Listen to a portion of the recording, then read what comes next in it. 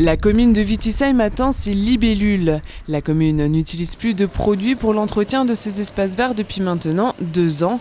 Ce matin-là, 2 conseillères de la Fredon, la Fédération régionale de défense contre les organismes nuisibles, sont venues constater les pratiques de la commune et prodiguer leurs conseils. Le bilan est plus que positif. C'est une commune qui est déjà assez avancée, puisqu'elle n'utilise plus de produits phytosanitaires. Ils ont déjà beaucoup réfléchi à leur démarche, Ils ont mis en place déjà beaucoup de choses, la communication notamment envers les habitants. Ils ont des associations aussi qui sont très impliquées et très actives dans cette démarche. Voilà, c'est cohérent, c'est au niveau de la forêt, au niveau des zones urbaines. Du cimetière aussi, et voilà, tout le monde est impliqué et tout le monde travaille ensemble et c'est assez appréciable. Au niveau de la communication, on voit qu'ils ont vraiment fait un effort, ils ont diversifié les supports de communication, ils ont organisé des journées, là notamment dans le cadre de la semaine des alternatives aux pesticides, ils ont organisé une conférence sur la biodiversité, ils ont informé les habitants via le bulletin communal. Voilà, ils ont vraiment déjà fait beaucoup de choses. À Wittisheim, le zéro pesticide, c'est une façon de vivre, une véritable philosophie. Obtenir les 3 libellules serait une reconnaissance. La commune s'en est fait un objectif. C'est respecter la nature, c'est faire en sorte que le monde dans lequel nous vivons soit respectueux de tout ce qui nous entoure, de la biodiversité, et aussi préserver l'eau de la nappe et notre environnement. Du moment qu'on est persuadé que c'est une bonne chose, je pense que c'est pas si difficile que ça de mettre en place. La difficulté, c'est communiquer, avoir l'adhésion des villageois. Je dirais jusqu'à présent, ça se passe plutôt bien. Adieu produits phytosanitaires, bonjour nature, le slogan passe bien aussi auprès des agents communaux. Fabien Seiler a adopté sans problème cette nouvelle façon de faire.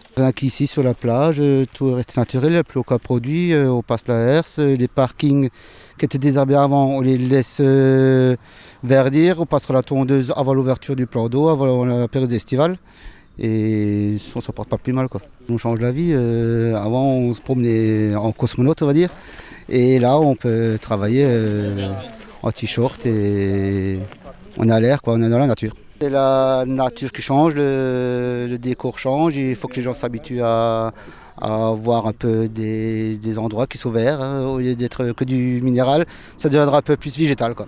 Le verdict devrait tomber d'ici l'automne 2016. Les 3 libellules à Grussenheim sont arrivées en 2014, la commune y est allée progressivement. En 2012, elle en recevait 2.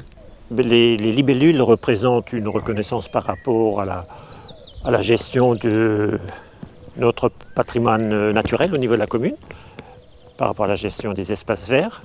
Il a bien sûr fallu faire un certain nombre de choix au niveau de l'entretien des espaces verts. Ce n'était peut-être pas très compliqué pour nous parce qu'on reste un village rural qui est bien sûr attentif à la qualité de l'environnement du village, à la qualité paysagère. On n'avait pas des grands espaces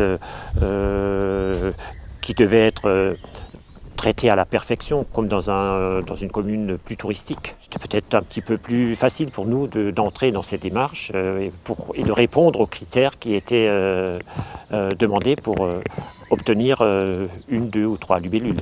Avec l'arrivée des 3 libellules, les techniques d'entretien ont changé. L'arrachage des mauvaises herbes se fait aujourd'hui à la main, au fil ou au brûleur. Là où se trouve le char a été installé du géotextile, dessus des pierres de roche de granit, ce qui limite la repousse des mauvaises herbes.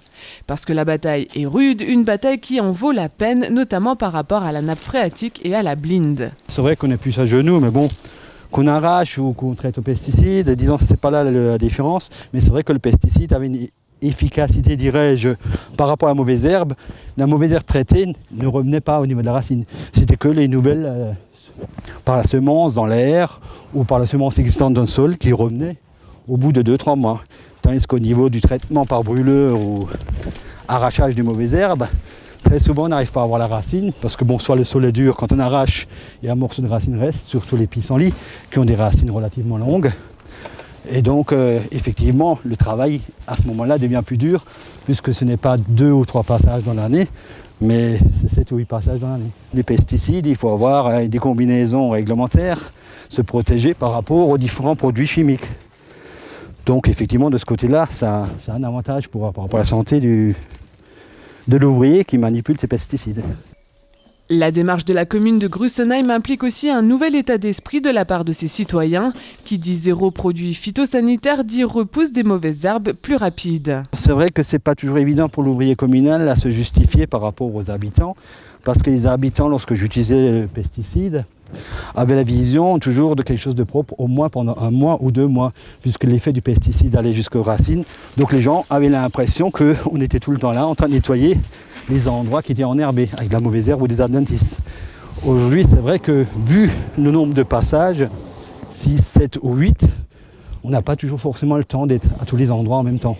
Donc c'est vrai, comme vous voyez aujourd'hui, j'arrache des mauvaises herbes, donc ils ont poussé. Bien entendu, ils ont été stimulés par la pluie des derniers jours. Et donc automatiquement, on se retrouve à devoir arracher plus souvent des mauvaises herbes.